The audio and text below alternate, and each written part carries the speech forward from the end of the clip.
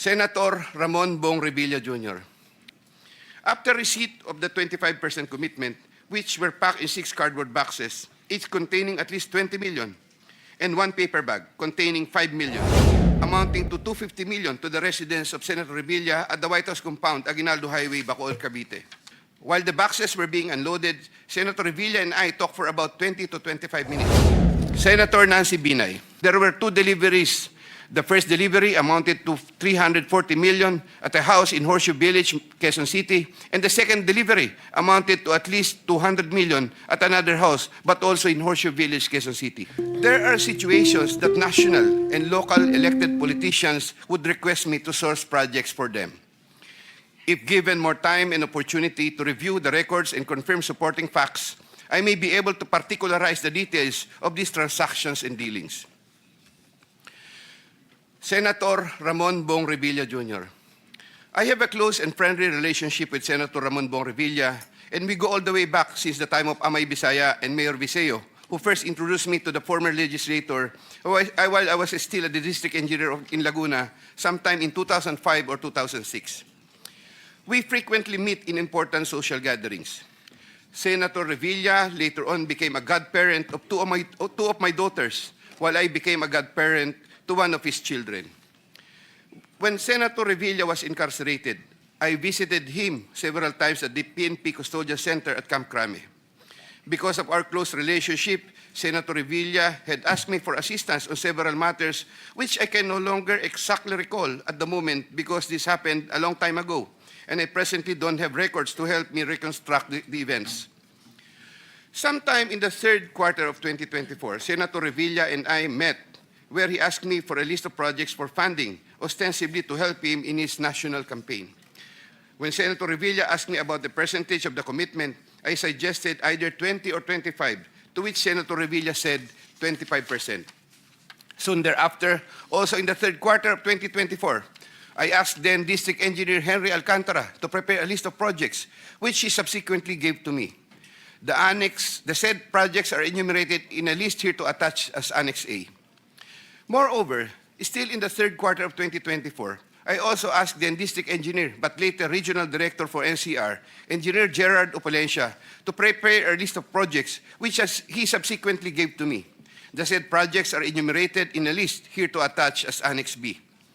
I had the list of projects totaling 1.5 billion submitted by Engineer Henry and Engineer Gerard, consolidated in one sheet of paper, and gave the same to Senator Revilla in the third quarter of 2024. With respect to the projects under the NEP and HGAB, I followed this up with Secretary Manny Bonoan upon request of Senator Revilla, who would also follow this up with Yusek Cathy Cabral. The White House compound is the ancestral home of the Revillas with the large Blue Gate entrance at the time. Sometime in the last quarter of 2024, Engineer Alcantara collected the 25% commitment of about 125 million and informed me that the same was ready for turnover through Engineer Gerard Opolencia. Engineer Gerard Opolencia told me that the 25% commitment was already loaded in my vehicle. After receipt of the 25% commitment, which were packed in 6 cardboard boxes, each containing at least 20 million, and 1 paper bag containing 5 million, I called up Senator Revilla to inform him the same is ready to be turned over to him. Sometime December 2024, probably the Monday after my receipt of the commitment, my driver and I went to the residence of Senator Revilla. Upon reaching the area, I tried calling Senator Revilla, but he was not answering my call, so I waited. After waiting for approximately 1 hour at a nearby gasoline station, we were finally allowed inside the compound by the guard. Once inside, we parked the vehicle, and shortly upon alighting, I saw Senator Revilla at the terrace. I walked over to Senator Revilla for a casual talk. While the boxes were being unloaded, Senator Revilla and I talked for about 20 to 25 minutes. I asked him, "Sen, bakit hindi ka nangangampanya?" Senator Bong replied, "Okay naman pare, maganda results ng survey. Relax muna." The personnel of Senator Revilla helped in unloading the boxes. After the delivery of the commitment, I headed back to Manila.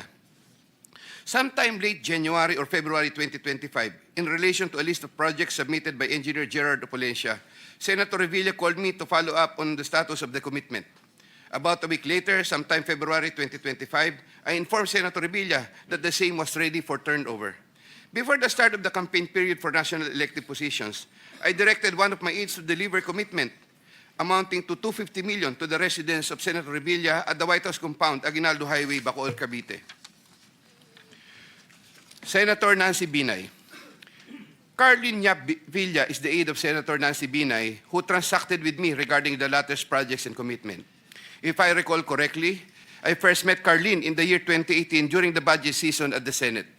Eventually, sometime 2019, Yusek Traigib Olivar, whom I knew very well, endorsed Carlin to me. From then on, Carlin would contact me directly to follow up the status of different matters. Sometime fourth quarter in 2022, Carlin, claiming to act on behalf of Senator Binai, asked my help for the transfer of an assistant district engineer in Mindanao to another district, a request which I endorsed to Sec. Bunoan. Sometime during the third to fourth quarter of 2022, Carlin requested on behalf of Senator Binay for a list of projects worth around 1.882 billion with 12% commitment. The said projects are enumerated in a list here to attach as Annex C. I got 3% of 1.882 billion. I prepared a list of projects within my area of jurisdiction with the help of DPW's officials, but could not recall at this time exactly who among them gave me the list. But I can recall that it was Engineer Manny Bulusan who coordinated the collection of the commitment. Eventually, during the first quarter of 2023, the commitment was delivered to Carlin for Senator Binay in several tranches in Makati and Quezon City. But I could not recall at this time the details of the deliveries, but I undertake to submit additional information thereon.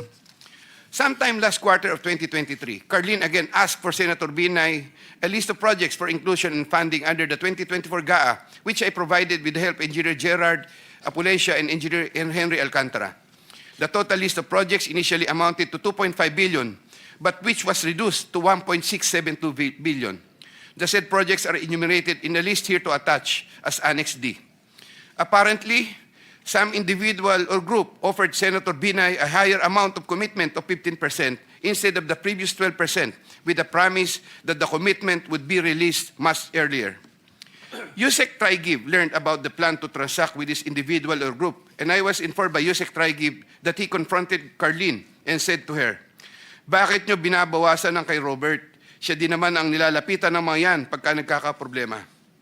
However, sometime later part of December 2023, Carlin called me and requested for a 50 million advance for Senator Binay's use for the holiday season because the individual or group was unable to deliver on their promise, and which I then helped to fix. Thereafter, Carlin told me that Senator Binay was expecting an increase in the commitment from 12 to 15%, which I agreed to fulfill. I did not get any percentages from the aforementioned projects worth 1.672 billion, but I was reimbursed the 50 million which I earlier advanced. I was nurturing goodwill with Senator Binay by fulfilling the commitment.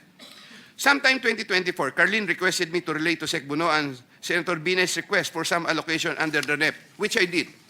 Sec. Bunoan allocated 500 million for Senator Binay under the NEP for 2025, which I relayed to Carlin. Carlin told me to prepare a list of projects for the 500 million allocation. I then asked a list of projects from Engineer Henry and Engineer Gerard worth 500 million, which I then submitted in person with Sec. Bunoan, who then told me he will instruct Yusek Cabral to include the same in the NEP. The list of projects was included in the NEP for 2025. The said projects are enumerated in a list here to attach as Annex E. Likewise, sometime in the last quarter of 2024, Carlin for Senator Binay asked for a list of projects to be included in the 2025 GAA. I then directed Engineer Henry and Engineer Gerard Apulescia to prepare a consolidated list of projects. I submitted a list of projects totaling 3 billion to Carlin, but only approximately 2.6 billion was included. The said projects are enumerated in a list here to attach as Annex F. After these projects appeared in the GAA, Engineer Bulusan, Engineer Apulescia, and myself collected, raised, and prepared the 15% commitment, which was all turned over to me. There were difficulties in collecting the commitment as there were contractors, congressmen who did not give amount considering the issue of for later release projects totaling approximately 80 million more or less, which I had to advance. Despite this total commitment collected and raised for Senator Binay was 15% of 1.2 billion or around 468 million more or less. I earlier mentioned that the 37 million more or less was delivered at Horseshoe Village, Quezon City, which refers to the amount collected by Engineer Henry Alcantara. But upon full recollection, there were two deliveries. The first delivery amounted to 340 million at a house in Horseshoe Village, Quezon City, and the second delivery amounted to at least 200 million at another house, but also in Horseshoe Village, Quezon City. After the second delivery, Carlene told me, "Kinuha na ni Sir, salamat raw. Hindi ka raw kakalimutan sa Makati." The Sir refers to the husband of Senator Binay. I did not get any percentages from the projects worth 3,120 million for NEP and GAA for Senator Binay. Senator Chis Escudero and Maynard Ngu